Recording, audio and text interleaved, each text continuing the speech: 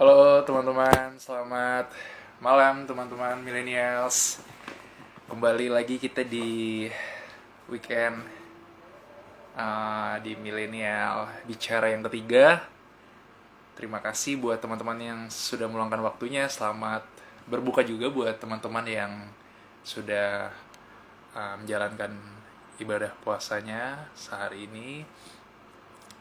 Nah, sebentar lagi kita akan memulai acara kita Milenial Bicara yang ketiga. Kita akan mengundang narasumber kita, Kak Medi Hebar Hutagaol. Sebelumnya akan saya jelaskan dulu, akan saya perkenalkan Kak Medi ini siapa kalau teman-teman belum ada yang tahu.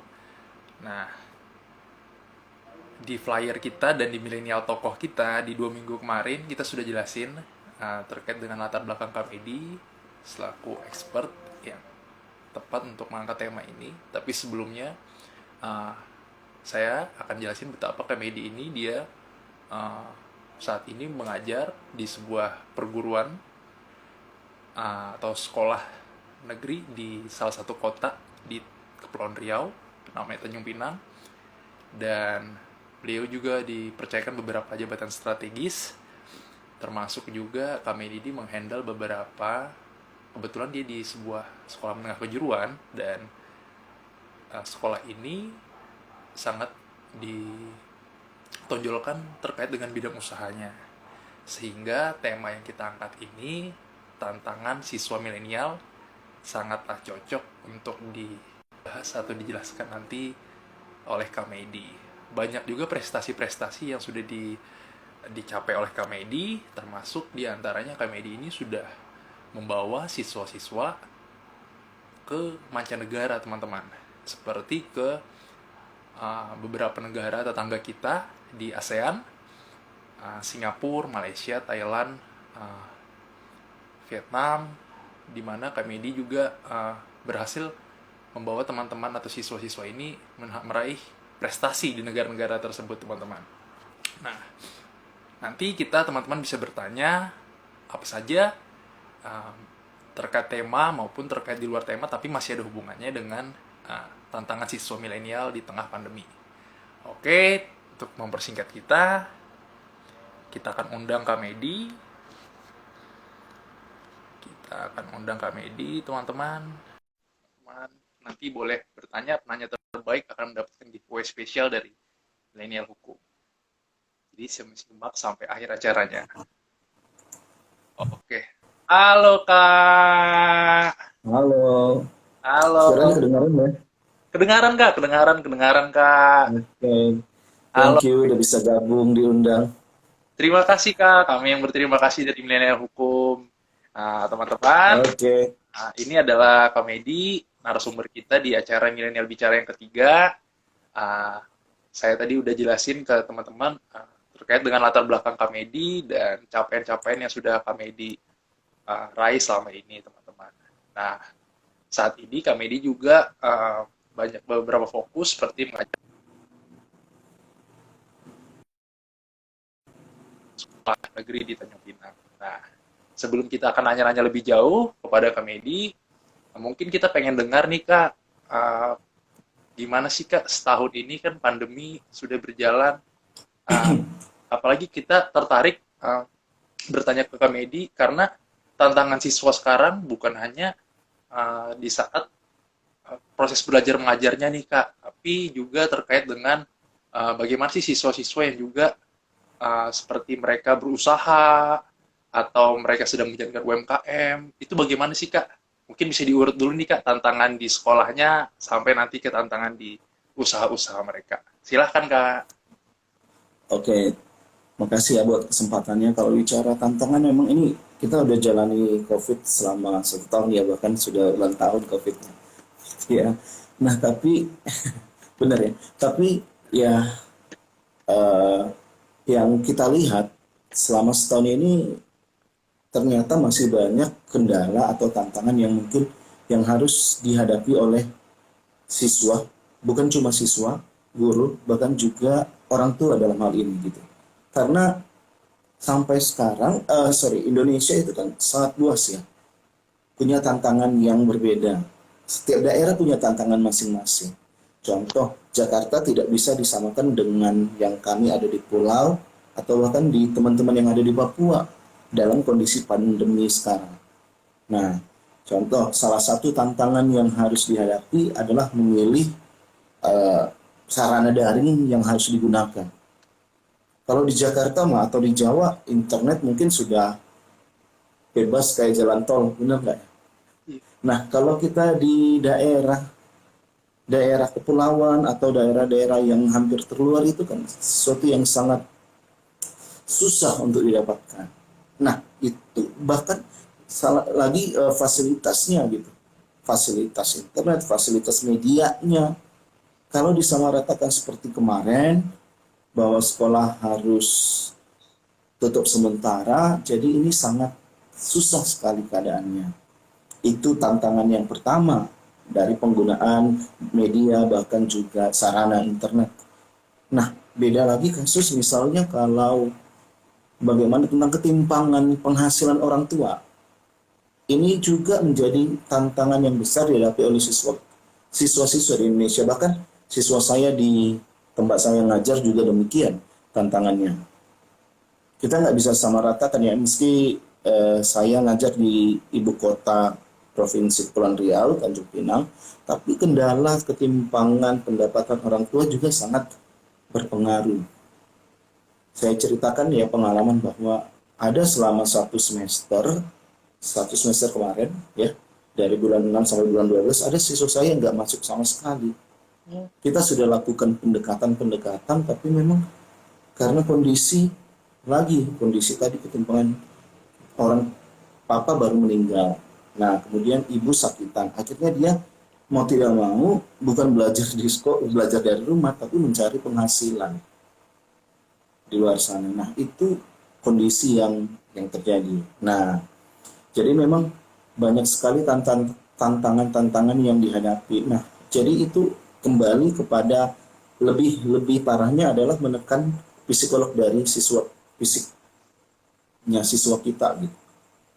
Nah, itu yang harus yang mungkin bagaimana pemerintah bisa mencari jalan yang mengatasi, karena yang saya bilang tadi Indonesia begitu luas, tantangan daerahnya berbeda-beda, maka peran pemerintah pusat dan pemerintah daerah di sini yang harus lebih lagi ya gitu.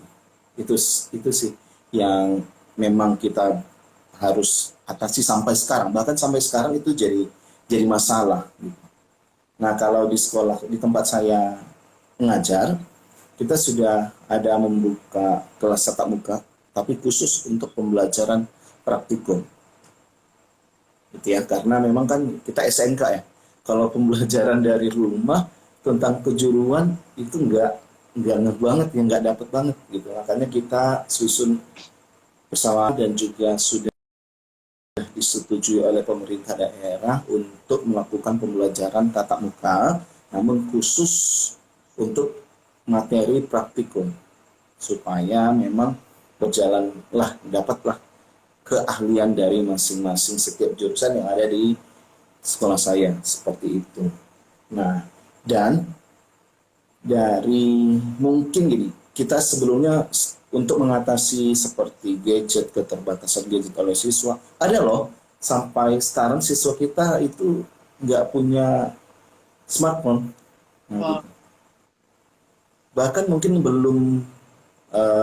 sebelum pandemi pun dia nggak punya smartphone karena yang tadi kondisi ekonomi orang tua. Nah, untung saja sekolah sudah mempersiapkan sebelum pandemi ya. Memang tujuan sekolah kita adalah sekolah digital, ada berbasis digitalnya. Nah, maka ada kemarin bantuan dari pemerintah juga, dan sekolah menyiapkan iPad untuk pembelajaran daring. Akhirnya itu termanfaatkan dan itu dipinjamkan kepada siswa yang nggak punya gadget untuk pembelajaran. Dan syukur juga dari pemerintah pusat dan pemerintah daerah sudah membantu dalam hal pulsa internet. Tapi ya semata-mata kembali bahwa hal itu memang salah satu solusi, tapi tidak apa ya, tidak maksimal. Bagaimanapun pembelajaran daring itu mungkin kita belum dapatkan formulanya kali ya, bagaimana supaya pembelajaran itu bisa hampir sama lah dengan pembelajaran tatap muka. Nah, eh, coba deh Bro Reno, lebih terkesan nggak ya belajar di kelas daripada belajar mandiri sendiri di dalam ruangan, nggak ada interaksi, lebih seru yang mana? Iya sih Kak, benar sih. Kalau saya sendiri dulu waktu SMA saya nggak bisa bayangin Kak bagaimana kalau saya nggak ketemu teman-teman atau daring. Kayak lebih senang kita ketemu fisik Kak. Iya, benar-benar ya, ketemu fisik karena sekolah itu tempat bermain salah satunya, bukan cuma hanya belajar. Kalau belajar, ya selain belajar, juga peran sekolah itu sangat apa ya? Bukan hanya membangun kemampuan dalam hal pembelajaran, tetapi di sana mereka juga bisa bersosialisasi, bergaul, ya kan, berinteraksi dengan teman, dengan gurunya, begitu. Jadi itulah yang terjadi bahwa kalau kita lihat kasus ya, ada salah satu kasus yang saya dapatkan dari media online, ada nih sampai anak seorang siswa ditarakan sampai bunuh diri, katanya diduga melakukan bunuh diri gara-gara pembelajaran daring. Bisa jadi mungkin karena ini dikatakan bahwa siswanya mendapatkan tekanan pembelajaran yang sangat banyak dari guru. Nah, jadi saya sendiri sebagai ya mungkin usianya bisa lah tergolong anak milenial gitu ya, masih masih muda gitu.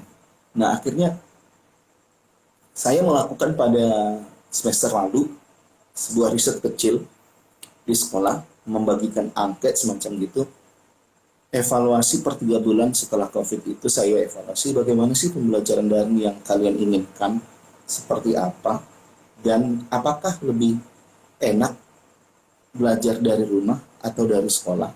Nah, di kelas 12 atau di zaman dulu di kelas 3 ya gitu ya, di kelas 3 di jurusan tempat saya mengajar. Nah, ternyata hal yang mencengangkan adalah kalau anak-anak biasanya kan pengen banget libur kadang ya. Kalau di sekolah, aduh, kalau dengar yang namanya libur itu pengennya, senang banget. Tapi kalau udah liburnya berkepanjangan, nah ini yang bahaya. Dan mereka ternyata dari hasil survei kecil-kecilan yang saya buat tadi, mereka ternyata pengen kembali ke sekolah. Nah itu. Dan lebih menyenangkan pembelajaran di sekolah karena tugasnya tidak terlalu banyak yang diberikan oleh guru gitu. Karena memang gimana ya, selaku guru ada juga tuntutan-tuntutan dari pihak-pihak tertentu, dalam hal ini mungkin dinas harus memberikan tugas kepada siswa, tapi kembali saya perhatikan bahwa kembali ke gurunya kok. Yuk, mungkin lihatlah situasi kondisi ini, kita tidak bisa memaksakan siswa untuk mengerjakan semua tugas. Bayangkan banyak mapel yang harus dikerjakan. Setiap pertemuan, nah Indonesia kan masih banyak banget mapel ya. Jadi dilema juga ini, makanya berharap dengan adanya pandemi ini, situasi pandemi ini, kalau boleh kurikulum itu lebih diminimalisirkan atau disederhanakan, karena dengan kondisi ini kan ya masa pandemi yang mungkin kita tidak tahu kapan berakhirnya, dan kita juga harus membuat kebiasaan baru. Nah, oleh karena itu menurut saya kurikulum juga harus direvisi ulang, disejalankan dengan kondisi yang sekarang. Tuntutan-tuntutan yang lebih disederhanakan, yang jelas tetap mencapai pada kompetensi yang harus dicapai, seperti itu.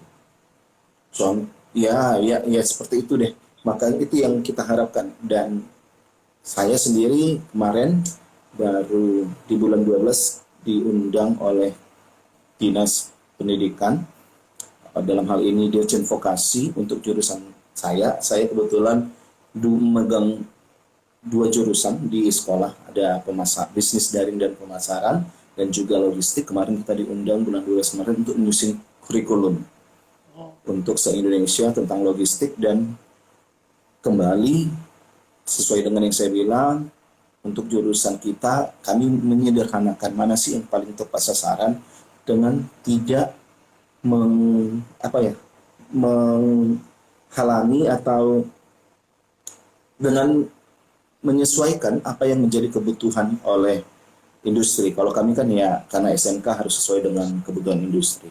Tapi sederhana asalkan ngena gitu. Sederhana tapi ngena. Kita nggak usah panjang banyak banget pembelajaran. Bayangkan kalau di sekolah kita ada sampai 12 mapel. Seandainya guru masih banyak tugas. Contoh di dalam sekali pertemuan kan dalam satu minggu ketemu ya sama 12 mapel. Ada 10 soal aja yang dikasih. Sudah berapa soal yang harus dikerjain dalam satu kali pertemuan? Nah, yang itu yang menjadi harus diperhatikan. Itu itu contoh dari tugasnya. Belum lagi kurikulum dan tuntutan. Nah, kadang guru memang nggak bisa apa ya? Kadang memang guru itu tuntutan guru juga. Tapi kembali kita bisa mengelolanya sedemikian rupa karena menurut saya yang tahu siswa kita adalah kita sendiri sebagai akademisi seperti itu. Gitu sih. Kembali Wah, ke situ tantangan. wah bagus banget nih pengalaman Kamedi ini sangat sangat baik banget untuk kita. Baru kita ketahui juga bahwa ternyata Kamedi juga diundang ya kak ya ke Ya, vokasi untuk kalau boleh tahu kak terkait tadi udah kakak singgung sedikit. Kira-kira ke depan ini kurikulum yang dipersiapkan itu gimana nih kak? Seperti yang tadi udah kakak singgung sedikit tuh. Boleh dijelasin lagi nggak kak? iya Kak.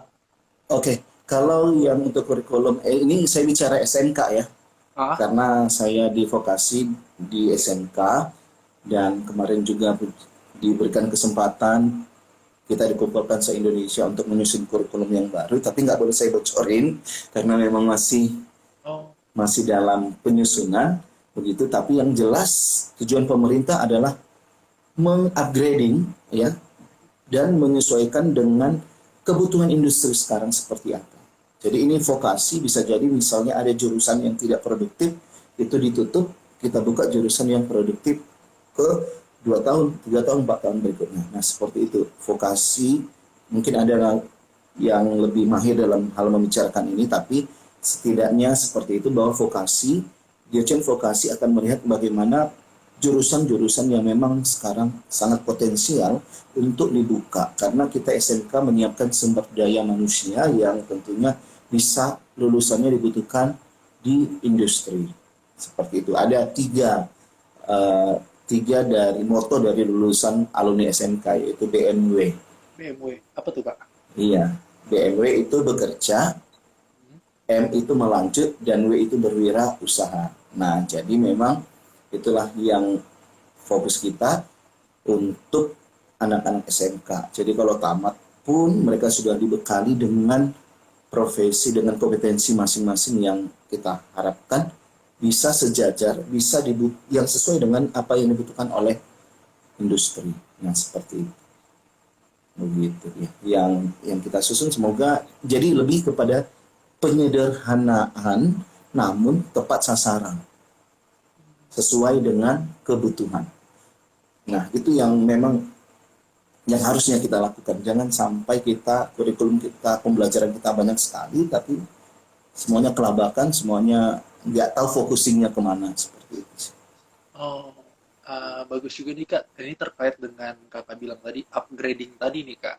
Nah, kita pengen kembali ke sekolah nih Kak, ke sekolah tempat Kak Medi bekerja. Apa sih Kak Ya, persiapan? Tadi itu udah Kakak singgung persiapan-persiapannya. Sekarang udah berapa bulan ini Kak Medi tadi bilang bahwa sudah ada sesi tatap muka nih Kak dengan ya. siswa-siswa karena memang SMK sulit untuk sepenuhnya dari. Nah, apa sih Kak tantangan saat sudah beberapa bulan ini dijalankan? Ada nggak sih Kak seperti hal-hal yang kayaknya harus kembali ke daring lagi nih Kak, mengingat memang situasi sekarang masih belum belum normal banget nih Kak. Gimana tuh Kak? Nah itu dia, terkhusus daerah kita mungkin di berita juga ya Kepulauan Riau agak meningkat nih kondisi COVID-nya. Nah ini yang jadi dilema kembali, bagaimana ya pembelajaran. Misal ini contoh, SMK, salah satu SMK di kota kita, SMK mesin. di rumah kan nggak ada mesin, alat prakteknya bagaimana? Kalau itu dilakukan secara daring, ya cuma teori, bagaimana kan hanya melihat visualisasi. Kalau itu dipraktekkan di rumah juga nggak bisa dilakukan. Nah, jadi mungkin formulanya tetap ada, menurut saya tetap ada pertemuan tatap muka, hanya ya guru mau tidak mau harus lebih bekerja keras, karena ini pengalaman kita ya. Kalau kita melakukan tatap muka, belum, kita juga harus melakukan yang namanya pembelajaran daring. Jadi double job. Nah, seperti itu. Tapi itu sebuah konsekuensi yang harus kita terima dalam bidang ya pengajaran seperti ini, karena dan kondisi seperti ini, seperti itu. Jadi memang kita harus siapkan itu, apalagi di SMK ya, memang anak-anak harus seperti kelas 11, kelas 12, mereka kan tetap harus diajarkan dengan selain teori juga praktek yang harus dipenuhi. Seperti itu. Apalagi yang membutuhkan praktek di sekolah. Atau praktek itu juga dilakukan di dunia industri. Karena anak SMK ada yang namanya prakrin, praktek kerja industri. Itu harus dilakukan. Karena kita, ya kembali tadi, kita nggak mau anak kita hanya tamat tapi tidak punya kompetensi. Kurikulum adalah, yang sekarang adalah kita dituntut untuk menyelaraskan pembelajaran di SMK dengan yang ada di industri. Nah, jadi memang harus kerja keras sekali bagaimana kita bisa, tapi saya yakin bahwa setiap perusahaan juga sudah punya sistem penanganan pandemi ini, ya kan? Demikian juga kalau kita memberikan anak kita ke sana untuk belajar, tetap mematuhi protokol kesehatan yang sudah ditetapkan masing-masing perusahaan, seperti itu. Oke, Kak. Nah, kita sekarang masuk ke lebih fokus ke ini nih, Kak. Sekarang kan Kamedi dipercaya kita tahu sebagai pembimbing sekolah pencetak wirausaha nih, Kak. Nah, Iya, di SMK 1 Tanjung Pinang. Kami melihat beberapa jejak atau perjalanan Kamedi, sering kami lihat kegiatan-kegiatan kakak mendampingi siswa-siswa SMK Negeri 1 untuk datang langsung ke orang-orang di lapangan. Kami lihat seperti iya. ke beberapa instansi kami lihat. Nah, itu gimana, Kak? Saat dulu kakak mendampingi siswa-siswa untuk bertemu langsung secara tatap muka ke orang-orang, saat ini gimana nih, Kak? Perbedaannya apakah tetap itu metode itu tetap dilakukan, Kak, dengan metode yang berbeda atau gimana tuh, Kak? Kalau boleh tahu.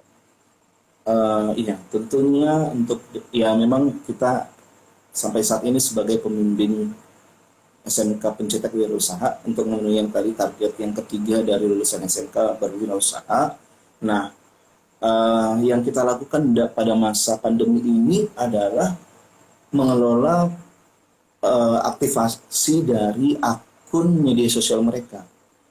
Nah, jadi, dan kita juga sedang menyiapkan sebuah platform untuk sekolah kita sendiri, ya seperti platform belanja lain ya, seperti itu. Nah, kita mau buat seperti itu, mengumpulkan pedagang-pedagang. Nah, pedagang-pedagang itu adalah anak-anak kita tadi yang tergabung dalam SPW SMK Negeri 1 Tanjung Pinang. Tapi itu masih dalam persiapan, dalam tahap yang masih panjang. Semoga bisa kita realisasikan dalam waktu yang dekat ini. Nah, kemudian saya lanjutkan bagaimana pembelajaran atau bagaimana cara kita untuk merangkul mereka. Nah, terus kita pantau. Jadi kan ini salah satu, selain tantangan, ini juga menjadi sebuah apa ya, eh, kesempatan, opportunity gitu.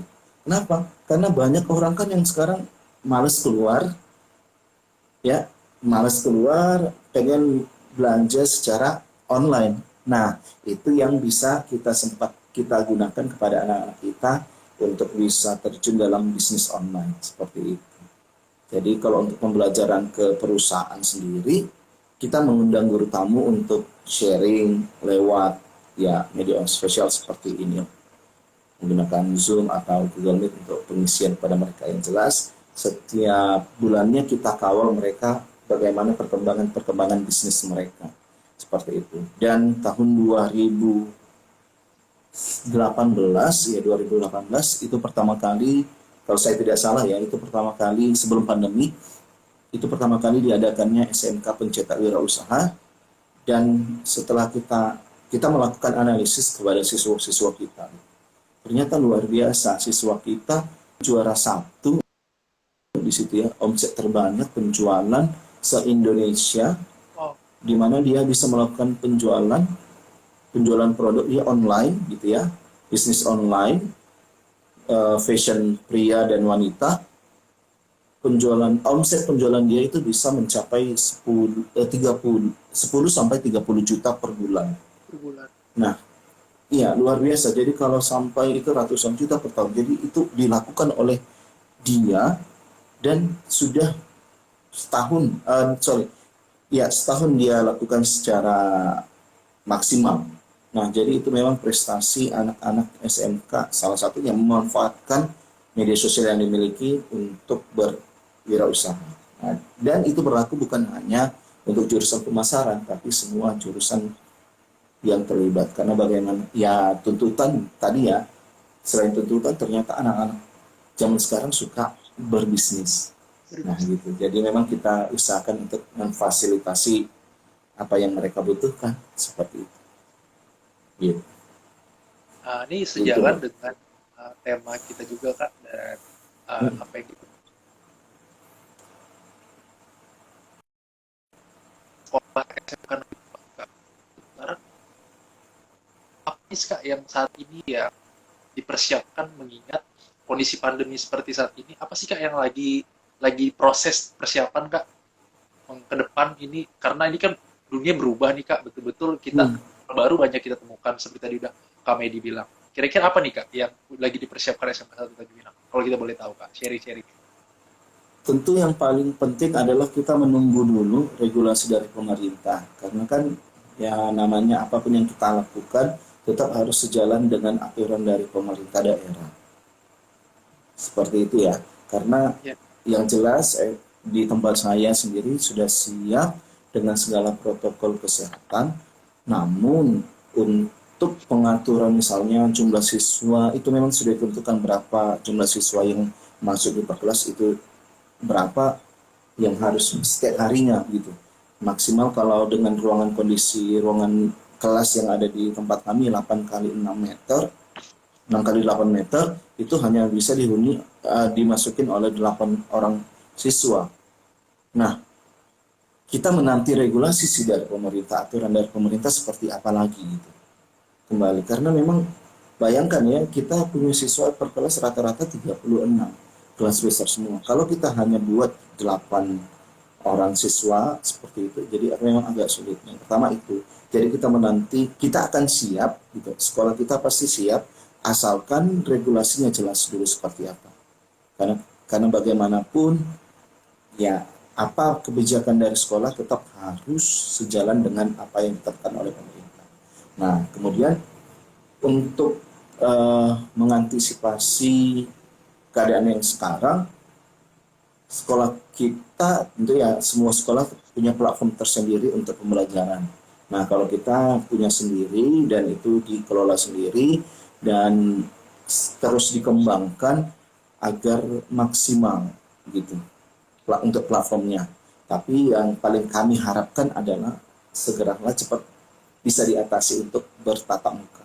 Karena seperti tadi bahwa anak-anak itu sebenarnya menginginkan untuk bertatap muka. Antusias mereka, dan yang saya ceritakan tadi, yang si satu anak tadi yang satu semester di kemarin itu nggak masuk, kalau di tatap muka dia bisa hadir seperti itu. Nah, artinya dia bisa menghandle, memang kita kita kasih motivasi, nah kamu boleh bekerja membantu orang tua, tapi jangan lupa dengan pendidikan. Nah, akhirnya dia memang bisa masuk. Tapi ya dengan kondisi hanya pelajaran yang praktikum saja untuk saat ini, seperti itu. Nah, jadi kemudian program-program sekolah lagi untuk tatap muka kita ya tentu semua guru hampir sudah divaksin gitu ya, sudah mengikuti vaksin seperti anjuran pemerintah.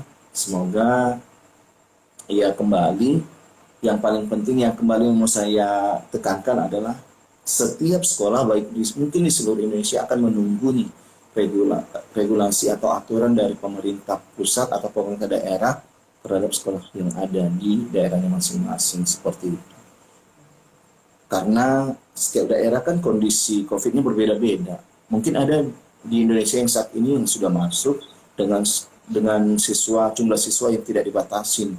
Mungkin ada seperti itu. Tapi kalau di kita sendiri kondisi COVID masih cukup meresahkan seperti itu. Jadi memang kita harus tetap ya kondisi saat ini tetap menjalankan pembelajaran tatap muka untuk pembelajaran praktikum, sedangkan dan diikuti dengan pembelajaran daring gitu bro. Wah, mantap nih Kak. Kita mungkin Kak melihat ini banyak banget pertanyaan-pertanyaan dari teman-teman milenials. Kita mungkin bisa Oke. bergeser ke pertanyaan teman-teman dulu ya Kak, supaya Ya. nggak tenggelam banyak. Kita mulai dari Agung Satrio nih Kak. Assalamualaikum Bang Medi, mohon memperkenalkan diri. Saya dari Universitas Wirajara, Madura, anak daerah asli dari ujung Pulau Madura. Izin bertanya Kak, pertanyaan saya bagaimana menghadapi era digitalisasi? Nah, ini dilanjutkan lagi. Lanjutannya, yang tidak bisa dihindari tapi dengan realitas yang mungkin di setiap daerah mengalami problem masing-masing, seperti kurangnya perkembangan teknologi, sinyal, dan alat yang bisa mendukung. Mendukung untuk itu mungkin bisa memberikan saran untuk bisa mengembangkan desa-desa kecil bisa ikut berkembang, Bang. Mohon masukannya. Bagaimana, Kak? Iya, mungkin ini dari saya pribadi ya, bahwa untuk menghadapi digitalisasi sekarang yang tadi fokus kepada ketidakmerataan gitu ya. Itu ya kalau nggak salah ya Iya. pertanyaannya ya. Oke, nah eh, kembali bahwa makanya di sini dituntut, menurut saya sendiri dituntut pemerintah daerahnya melihat kondisi ini gitu. Kalau kita nah, kebutuhan dan kondisi daerah masing-masing kan berbeda gitu. Internet penyebaran internet, contoh salah satu kasus penyebaran internet atau ya koneksi internet. Nah, itu kan dari pihak pemerintah yang kita harapkan bisa melakukan atau mengapa ya membuat ini agar bisa berjalan dengan baik. Nah, kemudian tantangan itu dilihat seharusnya bisa pemerintah daerah yang mengatasi hal tersebut.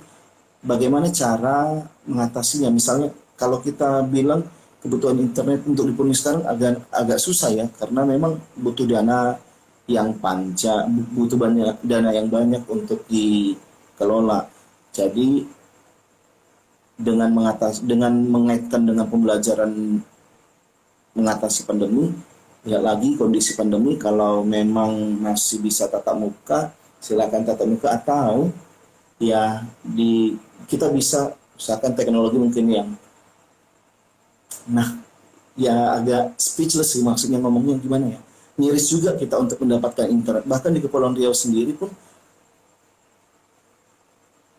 Nah, yang berat sekali untuk ngomongkan inilah peran guru. Kalau dari saya pribadi, mari kita peran guru di daerah-daerah luar yang terluar dengan kondisi pandemi ini, bagaimana kita mencari cara untuk bisa berinteraksi dengan anak. Misalnya ada guru yang melakukan pembelajaran masuk ke rumah masing-masing seperti itu ya, mengunjungi siswanya, melakukan visiting ke rumah siswa. Nah, itu yang bisa dilakukan. Tapi kalau kita harus mencari solusi yang paling cepat, kalau kita menunggu pemerintah untuk membuat jaringan internet itu, ya kita nggak tahu kapan lamanya seperti itu.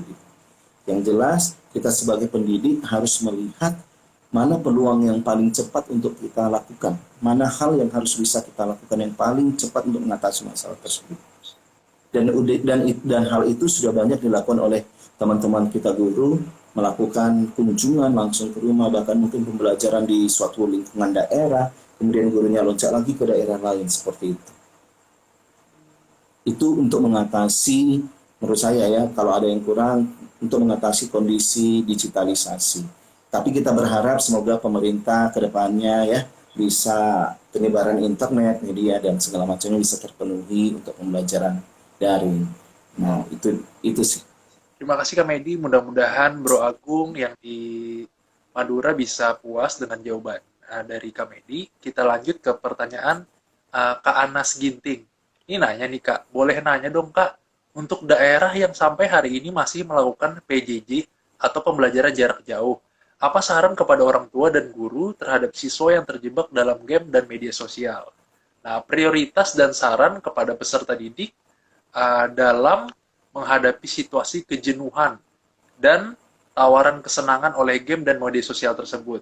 Mohon masukan dan sarannya Kak, gimana? Silahkan kami.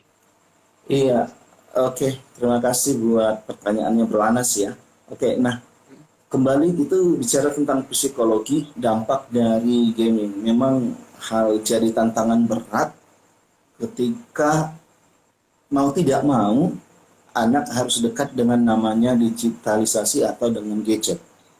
Mungkin selama ini ada sebagian orang tua sebelum pandemi membatasi penggunaan gadget. Tapi sekarang mau tidak mau harus menyerahkan itu karena memang itu menjadi media pembelajaran.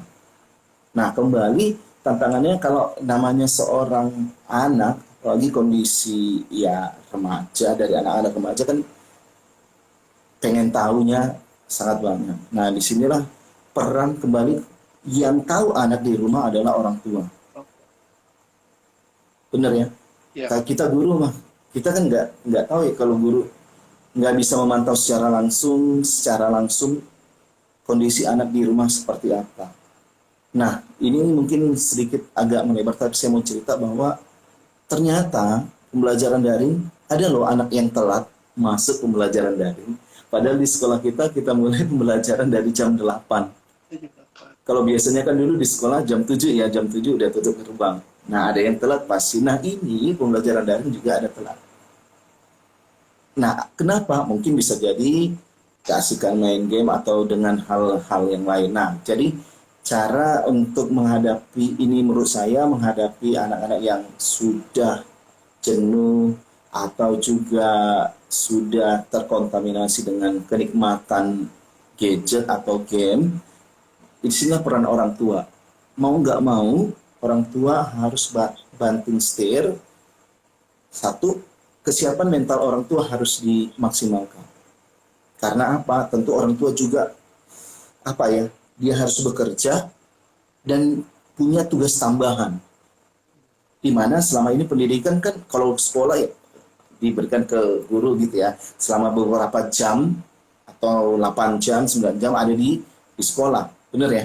Nah benar. sekarang mau nggak mau orang tua yang harus memang memantau anaknya. Itu menjadi apa ya, kerja keras orang tua. Oleh karena itu orang tua menurut saya yang pertama sekali harus menyiapkan, membangun mentalnya, membangun psikologisnya untuk bagaimana bisa bersabar, bisa menjalankan setiap beberapa fungsi dari dirinya. Contoh harus bekerja, tetap harus mendidik anak, tetap harus memperhatikan anak. Begitu. Begitu. Jadi misal apapun yang dia lakukan, apa yang harus dia kerjakan seperti itu. Nah, oleh kata namun gini ya, orang tua juga harus paham betul dengan kondisi tersebut. Si guru juga harus paham bahwa anak jangan banyak dikasih tekanan. Contoh seperti tugas yang terlalu banyak itu juga kasihan gitu ya. Banyak banget tuntutan-tuntutan yang harus dia lakukan, sementara dia harus terkurung di dalam sangkar emas, maksudnya di dalam kamar yang di dalam rumah yang nggak bisa kemana-mana, nggak bisa main, nggak bisa bergaul. Nah itu jadi sebuah masalah bagi anak. Nah demikian yang bisa saya jawab. Yang jelas di sini adalah peran orang tua. Kembali saya bilang adalah peran orang tua, touchingnya orang tua, bagaimana melihat anaknya, bagaimana mengatur anaknya sendiri gitu. Dan tetaplah anak harus diperhatikan gitu. Terima kasih Kak Medi atas jawabannya yang sangat detail kepada pertanyaan dari Bro Anas Ginting. Semoga paham dan mengerti. Nanti ada bisa ditambahkan kalau ada yang masih belum Ya paham. boleh. Kita lanjut Kak ke pertanyaan selanjutnya dari Sis Ica Asri. Dia nanya gini, Kak. Seperti yang aku rasakan sekolah di madrasah aliyah, kebanyakan guru itu tidak memikirkan dengan tugas mapel yang lain. Di madrasah aliyah sendiri, aku ada 22 mapel. Dan untuk Nah, tugas sendiri sangat tidak beraturan. Sehingga dalam sehari-hari tugas bisa sampai 7 sampai 8 mapel. Alhasil banyak yang tidak bertanggung jawab sama tugas dan problem dari sekolah aku. Itu fasilitasnya terbatas banget dan banyak banget yang nggak punya gadget. Mohon sarannya bagaimana, Kak? Mengingat di sekolah aku sendiri itu nggak kayak sekolah yang lain. Daring dengan menggunakan aplikasi seperti Zoom atau Google Meet. Tapi di sekolah aku di WA saja. By WA sehingga hmm, tidak bisa konsisten. Aku minta masukan untuk problem ini agar siswa yang lain bisa mengikuti prosesnya belajar secara daring. Nah, gimana Kak? Jadi, iya, kembali bahwa satu, saya belum tahu kondisi sekolahnya seperti apa gitu ya. Karena mungkin untuk membuat platform itu butuh dana. Kembali seperti itu ya. Tapi kalau bicara tugas dan tuntutan-tuntutan dari sekolah, menurut saya kan pembelajaran melibatkan orang tua, orang tua. guru, orang tua dan siswa, begitu ya, dan juga ada pemerintah. Nah, dalam hal ini misalnya sharinglah kepada orang tua. Menurut saya, anak boleh sharing kepada orang tua. Sebenarnya ceritakan kondisi yang kita alami kepada orang tua seperti apa. Nah, hal itu bisa di-sharingkan kepada pihak sekolah mencari solusi yang terbaik. Saya pikir kalau ya misalnya gini, itu daerah mana ya? Kalau setiap minimal gini, guru melakukan pembelajaran ya sekali seminggu secara tatap muka, berinteraksi lewat media sosial gitu. Jadi kalau hanya lewat WhatsApp, WA dan hanya berarti itu hanya memberikan tugas, itu sangat tidak maksimal sekali gitu. Dan tuntutan. Jadi menurut saya adalah coba berdialog orang tua dengan pihak sekolah, cari solusi, dan mungkin di setiap daerah ada mungkin ini. Oke, sekolah tidak menyediakan fasilitas internet, tapi kembali yuk guru cari cara gitu ya, minimal bisa melakukan tatap muka lewat media sosial, cari posisi internet yang gratis gitu, minimal itu upayakan deh untuk bisa melakukan tatap muka, untuk berinteraksi minimal gitu. Karena kalau hanya chat atau send, aduh, itu bukan pembelajaran namanya, karena dari internet juga bisa didapatkan gitu. Yang anak butuhkan adalah interaksi, selain pembelajaran atau penggunaan atau pemberian materi seperti itu. Itu jadi yang mungkin detail yang paling sederhana yang bisa lakukan adalah komunikasikan kepada orang tua, biar orang tua untuk dan sekolah berdialog mencari solusi yang sama. Gitu. Berarti Bisa dilakukan. komunikasi yang ditekankan dialog ke orang tua dan sekolah ya Kak ya. Iya, karena kan kalau seperti internet sudah ada bantuan dari pemerintah, mungkin seperti itu ya. Saya tidak tahu juga daerahnya seperti apa, tapi saya yakin bahwa setiap sekolah punya bantuan dan mungkin ada pengelolaan dana bos yang bisa sekolah pasti ya nggak tahu, dan madrasah juga mendapatkan dana bos dan mungkin ini bisa dikelola oleh sekolah untuk pemanfaatan dan bantuan kepada siswa yang kurang pembelajaran, mengikuti pembelajaran daring ini, baik dari internetnya ataupun juga kondisi kebutuhan gadgetnya seperti itu. Oke deh Itu Kak. salah satu ya. Jadi makanya yang paling penting adalah komunikasi dulu. Pasti setelah ada komunikasi kita bisa cari solusi. Nah, jadi saya menekankan bahwa yang saya bilang tadi, kondisi daerah dan sekolah masing-masing itu berbeda. Nggak bisa saya samakan. Kalau di tempat saya, karena sekolahnya besar, anaknya besar, juga bantuan cukup besar, jadi itu bisa dikelola. Nah, bagaimana dengan kondisi sekolah yang memang di di daerah yang terpencil, dananya tidak ada. Nah, ini lagi kembali. Jadi dituntutlah lagi selain komunikasi peran guru nih, peran guru, tantangan guru, gimana cara biar bisa kita melakukan pembelajaran ngena kepada anak. Ya solusinya lakukan tatap muka, paling tidak interaksi, pergi kunjungan ke orang tua, ke rumah anak-anak itu boleh kok gitu. Ada wali kelasnya Oh, bisa balik seperti kelas. itu. Mm-mm.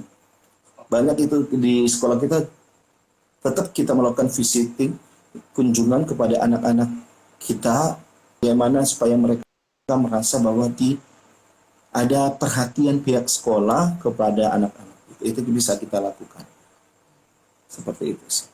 Oke Kak.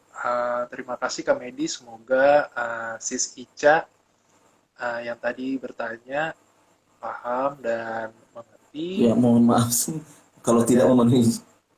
nggak apa-apa Kak. Ya karena Pengajiannya memang kondisi sekolahnya ya, kembali ke daerahnya ya, kita lihat sekolahnya seperti apa. Tapi kalau yang lebih praktis dilakukan yang tadi, tapi tetap lakukan dulu tugas kita sebagai siswa. Seperti itu sih menurut saya. oke, siap. Terima kasih Kak Medi. Ini kita lanjut Kak ke penanya selanjutnya. Sis Ciaco 99. Apa sih Kak yang harus siswa-siswa SMA lakukan dalam melangsungkan bisnis di era pandemi ini? Oh, ini maksudnya tadi karena tadi kita mungkin pernah sempat singgung kali Kak ya tentang wirausaha. Oke. Bisa dijelaskan Kak bagi siswa-siswa yang ingin melakukan melangsungkan bisnis atau memulai bisnis di era pandemi gimana nih Kak? Iya, jadi ini saya terkait dengan itu ya. Ada cerita pengalaman dari siswa saya. Dia nggak punya modal, nih. Dia nggak punya modal, jadi dia memposting produk. Ya ini contoh sederhana saya berikan. Dia memposting foto produk dari toko online yang besar di sosial media dia. Nah, jadi dia seperti reseller yang memanfaatkan media sosial dia. Nah, itu hal yang sederhana yang bisa kita lakukan. Kemudian yang jelas dalam hal berwirausaha adalah kontinuitas. Gitu. Jadi niatnya dulu, kontinuitasnya dulu disiapin. Kalau kita hanya pengen tapi tidak ada niat atau tidak berkelanjutan, maka ya juga nggak akan maksimal. Jadi jangan hanya bicara, oh saya mau berbisnis nih, melakukan kegiatan berwirausaha nih. Modalnya dari mana? Yang seperti tadi, tanpa hanya modal gadget doang, atau hanya modal internet ya, tapi tetap ada modalnya. Tapi dari hal yang sekecil itu, kita bisa melakukan memulai bentuk berwirausaha. Salah satunya contoh apa namanya, jadi reseller. Seperti itu sih yang paling yang gampang dilakukan. Nah, kemudian misalnya dari hobi yang kita lakukan, ya kan, misalnya anak-anak saya sekarang ini lagi giat-giatnya karena ini adalah Ramadan, ya, mereka lebih berkesan untuk membuat makanan untuk pembuka puasa gitu, untuk bukaan. Nah, jadi ini sangat potensial mereka jual baik secara online memanfaatkan media sosialnya seperti itu. Jadi misalnya buat bubur, buat segala macam. Nah, hal-hal yang sekecil itu saja. Nah, seperti itu. Oh, Jadi jangan terlalu berpikir susah panjang, lakukanlah hal-hal yang praktis, yang kecil, yang bisa kita lakukan untuk memulai sebuah bisnis. Dan itu anak-anak saya luar biasa. Kita nggak ngelihat nih omsetnya, oh ada kok omset anak-anak yang hanya 100.000 per bulan. Nggak apa-apa, yang jelas mau dulu gitu. Yang jelas semangat dulu untuk melakukan. Gitu. Ya, gitu. iya Kak. Gitu bro. Ini Kak, barusan nge-DM kita nih, teman DM kita, Mm. kita mungkin dia nggak mau dimasukkan ke live IG kita, dia bertanya Oke. begini, Kak, bagaimana tantangan siswa yang tidak memiliki dana, Kak, apalagi di tengah pandemi seperti ini? Mohon saran dan masukannya, Kak Medi. Tantangan dalam hal. Tantangan, bagaimana tantangan siswa yang tidak Ah, memiliki dana, Kak, namun ingin berusaha di tengah pandemi? Oke. Oh ya. Apakah mungkin Nah ada itu bantuan Kak, ya, atau apa gitu Kak dari pemerintah atau sekolah gitu Kak? iya, kalau di tempat saya pikir ini berlaku di semua baik SMA dan SMK ada namanya yang tadi saya bilang SMK, ya, SMK pencetak wirausaha. Komunitas ini juga bisa membantu dari sekolah untuk anak-anak yang ingin berwirausaha. Nah, itu ada. Saya yakin itu setiap ada, dan kemudian yang saya tahu bahwa kembali ya, saya yakin bahwa setiap sekolah dengan adanya program tersebut sudah ada bantuan, bukan bantuan, ada saluran dari dana BOS untuk kegiatan ini. Jadi itu bisa dilakukan. Nah, kembali ke sekolahnya, apakah memprogramkan hal itu untuk dana itu ke kegiatan kewirausahaan. Namun kembali kalau tidak punya dana, itu yang saya bilang tadi, yuk kita pantau, lihat apa mungkin kita nggak bisa menjual, memproduksi, tapi kita bisa menjual gitu. Kan punya gadget ya. Nah, Iya. punya internet kan gitu. Saya yakin seberapa teman-teman kita rata-rata ya punya gadget, daripada main game, daripada stalking, yuk jadi resellers aja, cari potensi daerah kamu. Atau misalnya ada ibu-ibu pedagang nih di sekitar rumah, foto gitu. Kamu jadi jualan, kamu berjualan melalui gadgetnya kamu. Sesederhana itu saja. Yang jelas saya kembali tekankan, ketika Anda mau memulai sebuah bisnis, ya harus dilakukan secara berkelanjutan dan semangat tentunya, karena semuanya punya tantangan masing-masing. Itu dia. Kalau Oh, untuk beronline ya, tapi kalau mau misalnya banyak hal lah ya yang bisa kita lakukan sesederhana, sesimpel untuk memulai bisnis. Jangan, kembali saya tekankan, jangan dulu lihat harus modal yang besar, tapi ketika kita punya ide, ketika kita punya gagasan, itu silakan dikembangkan gitu. Gitu dia. oke. Ini banyak juga Kak, terima kasih jawabannya. Mungkin Bro tadi yang DM kita puas dengan jawaban kami atau bisa DM kami lagi jika ada pertanyaan yang lain. Ini banyak yang ngucapin terima kasih Kak atas jawaban-jawaban Kamedi. Ada Bro De Marco Polo, Om Swastiastu, terima kasih Kamedi jawaban-jawabannya. Ada juga dari Sis Ica tadi, terima kasih Kak atas sarannya, sangat Sama-sama. membantu. Ini juga Agung Satrio, terima kasih jawabannya Kak Medi. Banyak yang juga yang tadi sudah mengapresiasi Kak atas jawaban-jawabannya. Mungkin gini Kak, mungkin satu tambahan nih Kak dari saya Kak. Tadi Kak Medi juga menjelaskan, kalau saya lihat Kak Medi ini satu sisi merupakan seorang guru di mana Kak Medi ini merasakan dampaknya apalagi di pulau dan di sekolah yang betul-betul terdampak dikarenakan pandemi ini, di mana sekolah SMK itu biasanya kakak bilang tadi harusnya sering sebagaimana bertemu langsung, sekarang terima daring. Tapi di satu sisi lain Kak Medi ini juga merupakan kita bisa bilang policy maker Kak, atau tadi kakak bilang kakak diundang ke Dirjen Vokasi untuk membuat kebijakan kurikulum. Nah, tapi satu sisi saya pengen nanya nih Kak, dari Kak Medi sendiri, apa sih Kak pesan-pesan yang kakak pengen uh, suara hati seorang guru-guru di pulau-pulau yang mungkin Kamedi bisa mewakili teman-teman atau guru-guru yang berada di pulau-pulau terpencil dengan banyak sekali tantangan-tantangan di era pandemi ini, Kak. Apa sih, Kak, harapan Kakak terhadap mungkin petinggi-petinggi kita di sana agar melihat atau lebih memberikan aware nih, Kak, kepada sekolah-sekolah yang harusnya mendapat perhatian lebih nih, Kak. Seperti SMK-SMK ataupun sekolah-sekolah teknik yang ada di beberapa daerah terpencil nih. Iya, saran saya, harapan kita sebagai guru tentunya tantangan-tantangan ini bisa terjawab. Nah, jadi mari pemerintah daerah tolong melek gitu ya.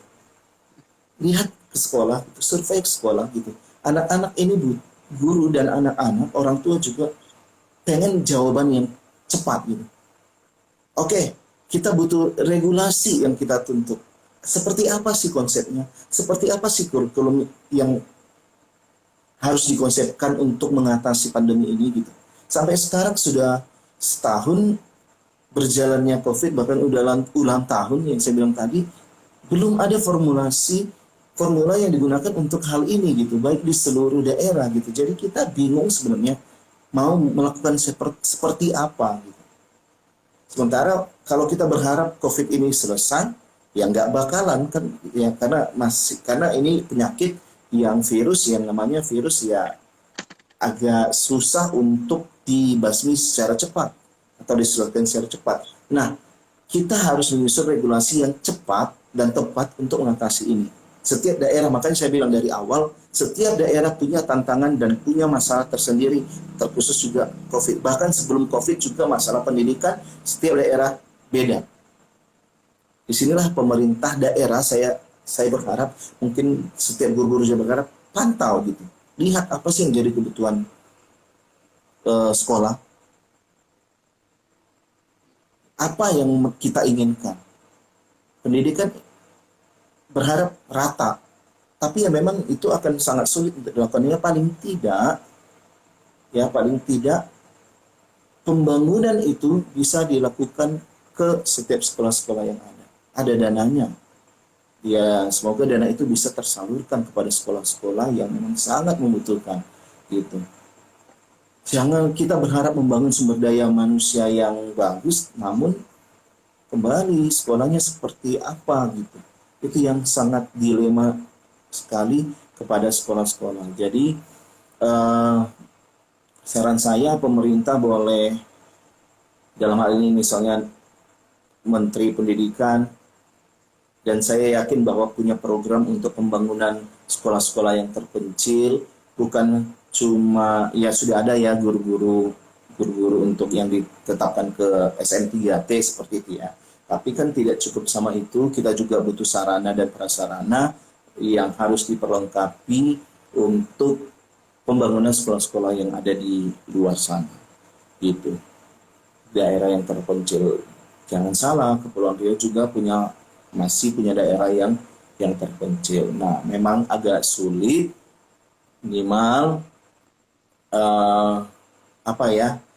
guru bisa diperlengkapi dengan kompetensi, dengan kemampuan-kemampuan yang bisa membangun anak-anak yang ada di pedalaman gitu. Itu hal yang mungkin bisa dilakukan, tapi harapannya kita bisa kerjasama pemerintah daerah, pemerintah pusat, baik masyarakat juga, mungkin perusahaan juga bisa membantu dalam hal ini, karena ini yang kita harapkan bahwa pendidikan itu bisa merata di seluruh Indonesia. Semoga bisa terjadi, dan itu yang harapan yang paling kita inginkan. Oke deh, Gitu. Kak. Makasih Kak Medi, kita udah sampai di ujung Siap. acara nih Kak. Nah sebelum kita nanti Oke. akan pilih penanya terbaik Kak untuk mendapatkan giveaway spesial dari kita, mungkin saya sangat tertarik tadi sepatah kata Kakak, kalau saya disuruh ngerangkum, berbobot banget nih apa yang sudah Kak Medi tadi sampaikan sepanjang 1 jam kita ke belakang. Cuma tadi saya tertarik dengan kata-kata Kak Medi bahwa pembangunan itu harus sampai ke sekolah-sekolah. Mungkin ini sungguh filosofis Kak ya. Pembangunan bukan hanya pembangunan fisiknya, tapi pembangunan Infrastruktur. Ya benar. dan hal-hal lainnya Kak yang sangat dibutuhkan, apalagi sekolah-sekolah yang sangat-sangat di era pandemi ini Kak, begitu kelihatan Kak mana ternyata sekolah-sekolah yang atau daerah-daerah yang selama ini memperhatikan sekolahnya dan mana yang tidak. Nah, mungkin tadi Kakak terakhir sudah sampaikan bahwa harapan Kakak kepada petinggi-petinggi atau pemimpin-pemimpin negeri kita Kak, baik di daerah maupun pusat. Nah, ini kami terakhir minta Kak Medi deh untuk memberikan saran Kak atau memberikan semangat nih Kak kepada teman-teman milenials kita yang ada di daerah ataupun yang ada di kota-kota tapi masih mengalami tantangan-tantangan itu Kak, yang udah mereka rasakan setahun tapi mereka harus masih merasakan ini ke depan, kita nggak tahu kapan. Apa nih Kak pesan Kakak selaku guru milenials kepada adik-adik, kepada saudara-saudara kita, teman-teman brosis semua yang saat ini butuh mungkin semangat atau ajuan dari seorang Kak Medi. Silakan Kak. Iya. Saran saya atau dari saya sendiri bahwa ingat, kalau kita ingin maju, satu hal yang paling penting adalah kalau kita ingin maju, keterbatasan itu bisa kita atasi asalkan mindset pola pikir kita yang kita ubah dulu. Saya yakin bahwa segala sesuatunya punya solusi masing-masing.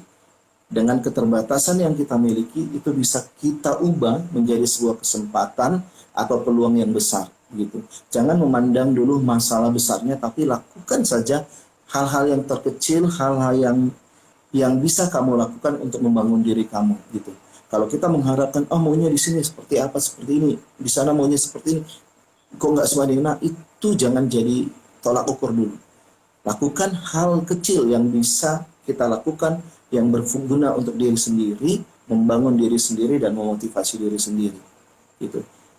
Itu yang pertama. Nah, kemudian tetap semangat bahwa apa ya yang terjadi ini bukan, kita percaya bukan hukuman dari Tuhan gitu ya.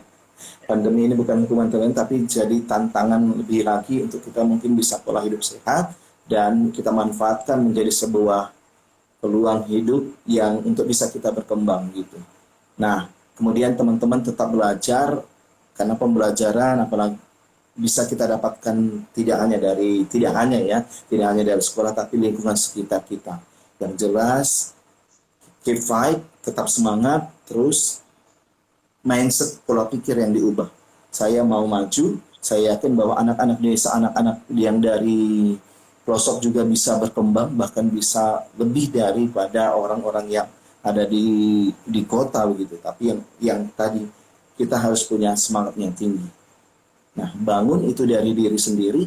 Kalau guru dan orang tua pendukung untuk membangun itu, untuk mendapatkan itu adalah dari diri sendiri. Gitu. Niatkan dari diri sendiri, saya ingin melakukan sesuatu yang terbaik, bukan untuk orang lain tapi untuk diri saya. Maka saya yakin tantangan yang dihadapi, kesulitan yang dihadapi bisa kita atasi seperti itu. Semangat terus, dan saya tantang nih anak-anak milenial, yuk jadi guru. Banyak rata-rata kalau ditanya nggak mau jadi guru kan gitu ya. Benar Kak. Pilihan, nah ini kayak yang minggu ini kan UTBK ya.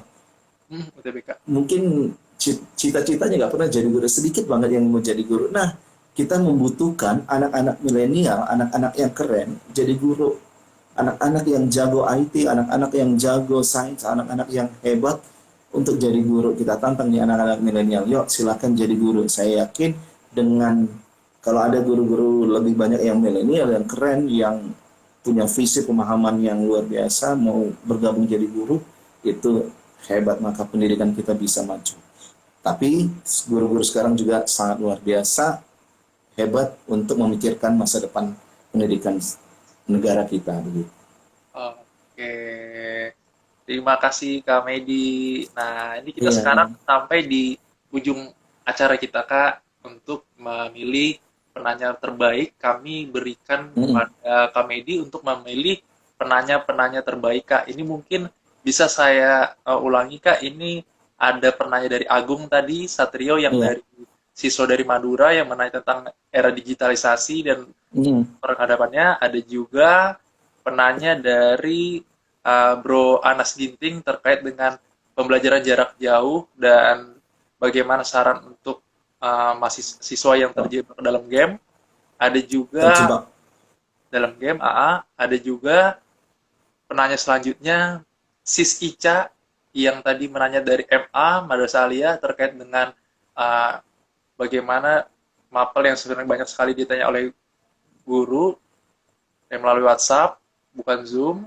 Lalu ada juga tadi dari Sis Ciaco 99 terkait apa sih yang harus siswa SMA lakukan dalam melangsungkan bisnis di era pandemi, serta tadi ada yang penanya kita Kak yang di DM tadi tapi menjaga kerahasiaannya terkait dengan bagaimana memulai usaha di era pandemi tapi tidak memiliki dana Kak. Nah, dari 6 pertanyaan tadi kami berikan kesempatan kepada Kemedi untuk memilih penanya terbaik, untuk kami berikan sebuah buku Kak sebagai giveaway spesial kita terhadap penanya terbaik ya, di era milenial bicara yang ketiga ini Kak. Silakan Kak.